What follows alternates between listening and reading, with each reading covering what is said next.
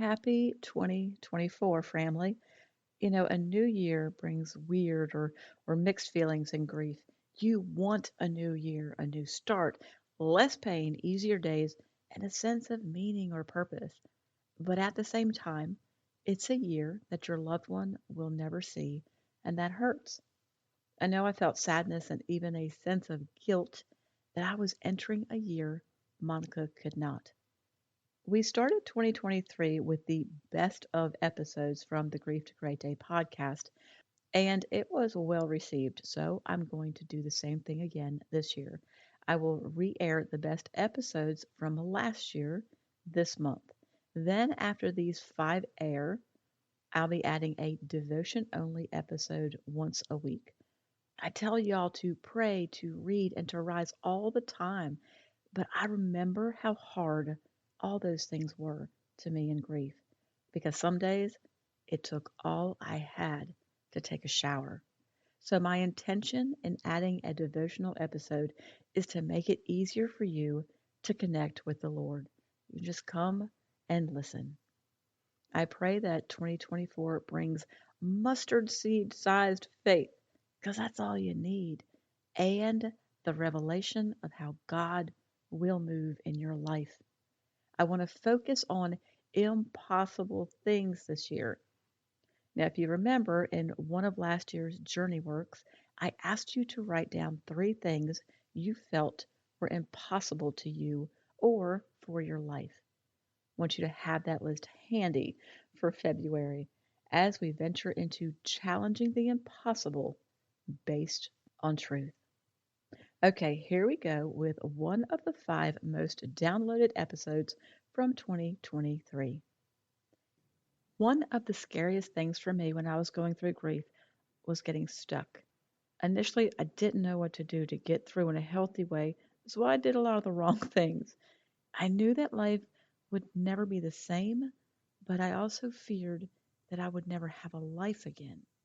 I can tell you there are helpful and healing things that you can do, a lot of which we have talked about in previous episodes, but there are also things that can help keep you stuck.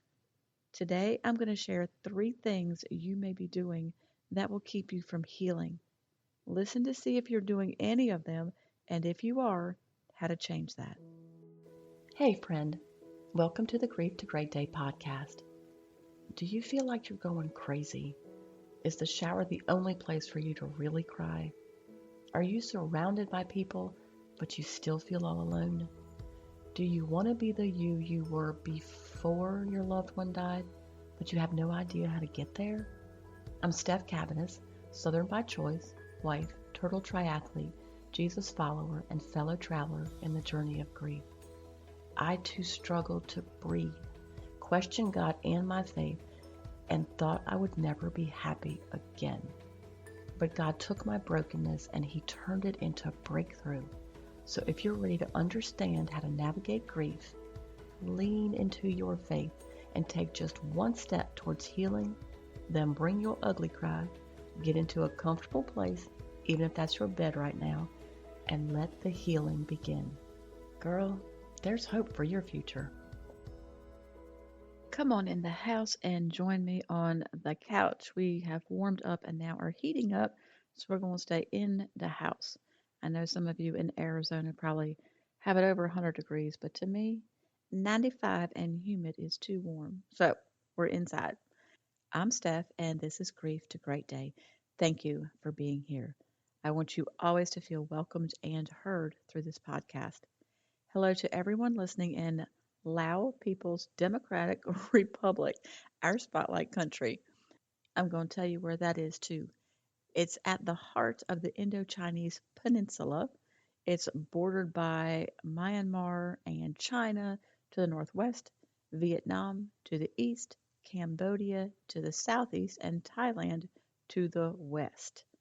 And in the U.S., California is the state with the most downloads this week. Grief to Great Day is downloaded in over 80 countries right now.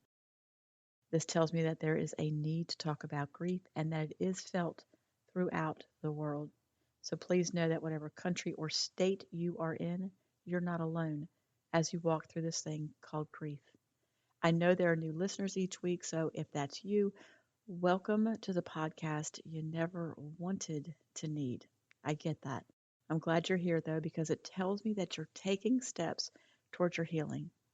Now, for you new listeners, if you hear me talk about Monica, her faith, or her death, and you need some background, just go to my website, grief, the number two, greatday.com, and click on the book tab. I wrote about her faith journey over the last 6 months of her life because it was unreal, and her death changed me. She is the reason that you are listening to me today. In this podcast, we talk about understanding grief, processing daily life, and growing your faith. So if you're just starting your journey, please know that life will change. It won't always hurt like this. It's important for you to hear that often because a lot of times you just feel like it's never going to end, but it will. And you will be able to breathe, to laugh, and to live again.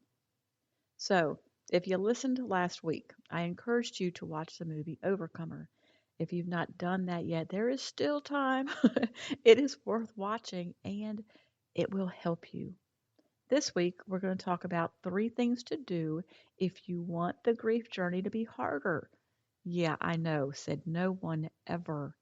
No one walking through grief wants it to be harder, but there are things you may be doing that will thwart, hinder, or slow the process of getting to the place where you can breathe, laugh, and live again. The 3 things, in case you're taking notes, are what you say, what you do, and what you allow. Number 1, what you say to yourself. What are you telling yourself all day long? Think about this. If the thoughts in your head are, I'll never get through this, I can't do this, nothing matters, what's the point, no one understands, or this will never end, then you're not helping yourself. Are these thoughts natural right now? Yes, of course. But these are things that you have to push back against, or you'll go down the rabbit hole, aka the pit. And then it just becomes harder to come back out of. I want you to know that the hard days, the struggle, the pushback, and all the work of grief, including you pushing back, are part of healing and they all have great value. So allow yourself to feel what you feel, just don't allow yourself to drown in the feelings.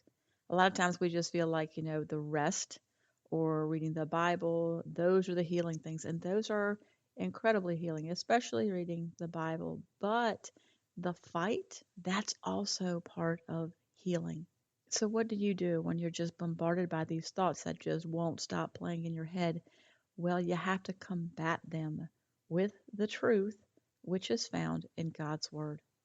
Cultural norms, the lingo that we are coming up with these days, and the ways to make ourselves feel better with our own individual truths, all that stuff is not helpful at all to you in general, but especially in grief, because they are not the truth. All right, number 2, what you do. Your actions, they're important during grief. It's weirdly like baking bread. You add the flour, the salt, etc. That's an action. Then you add the yeast. That's an action. Then you allow the dough to rest. It won't rise unless it rests. Then you work it some more, action. It gets pounded.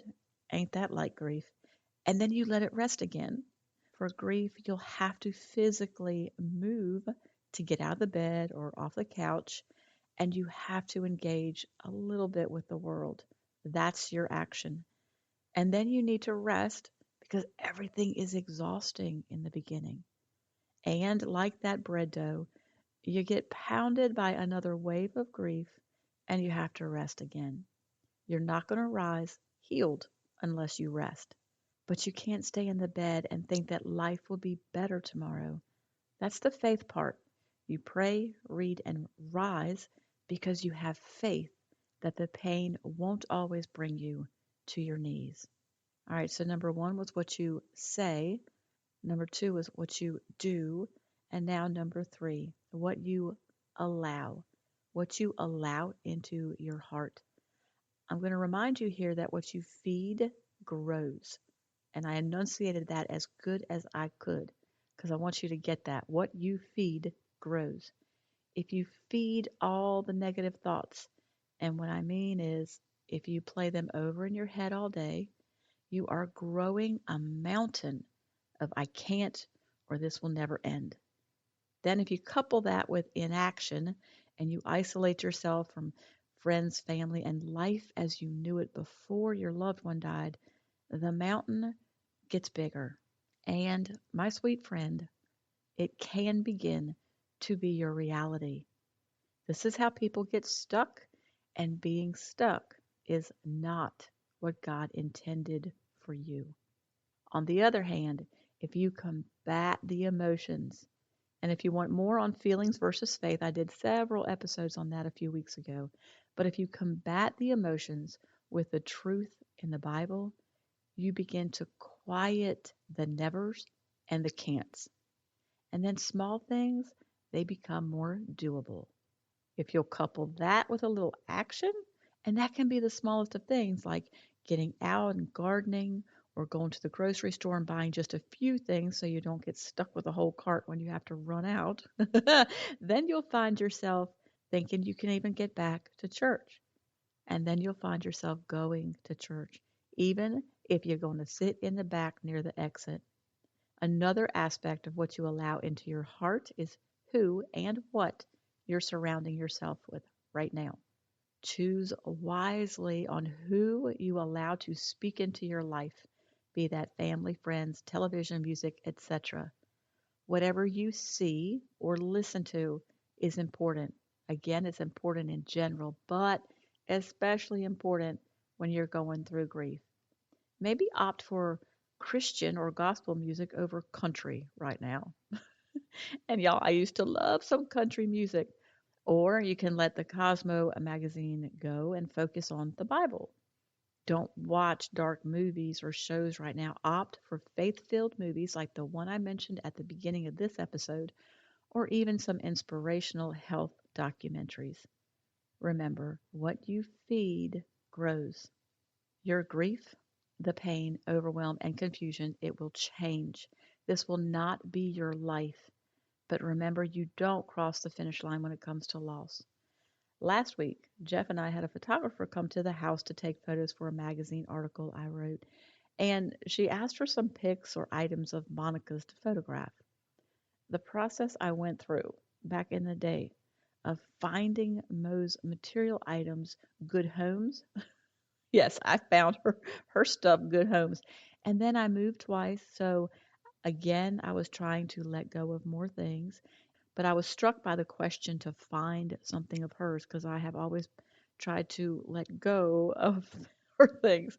So anyway, I went to one of the boxes that I had the leftover stuff in, and I pulled out a Kleenex box that she had taped Bible verses to, and it took me right back to when she was so sick and could hardly breathe. I'll be honest, I felt a little bit, okay, I felt some anger and sadness, and the tears came.